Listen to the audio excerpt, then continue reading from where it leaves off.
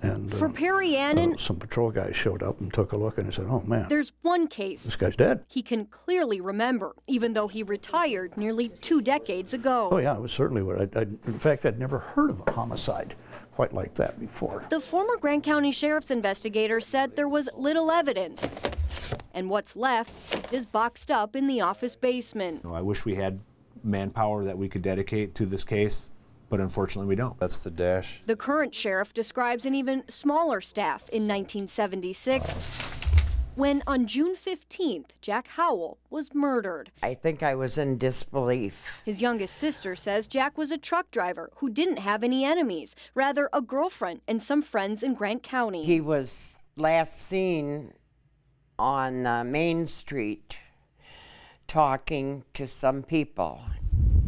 Howell was hanging out at what used to be the Peanut Pub until 12:30 in the morning when he left for home. Even if you were, maybe were looking over your shoulder for something and you're going down the road and somebody pulls up as if they're passing you,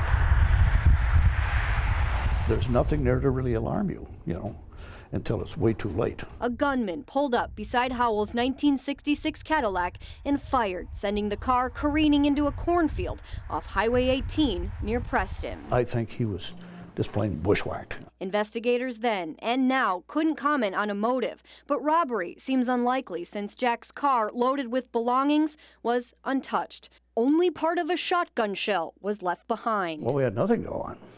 Virtually nothing. There was also something else holding them back. We had several people that we polygraphed. They all passed the polygraph. That was our problem. 38 years later, some of the suspects are dead, and admittedly, no one is any closer to cracking the case. I feel a great sadness came over me recently. Anxious for answers, Sharon Johnson turned to News 3 to share her story. Somebody knows something.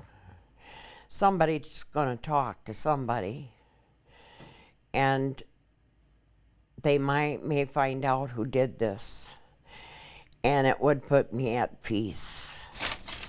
I'm glad that this is being brought out because it hopefully will generate something for us to go on. You know, one tip can break a case wide open. The sheriff's office recently solved another of its cold cases. You win some, you lose some. But the retired detective isn't quite as confident this time. It would have been nice to have some good leads on that thing, but nobody was giving anything up. Sharon Johnson recalled her brother built model airplanes, loved electronics, and lived with her. He taught me how to play chess. Before he died that day.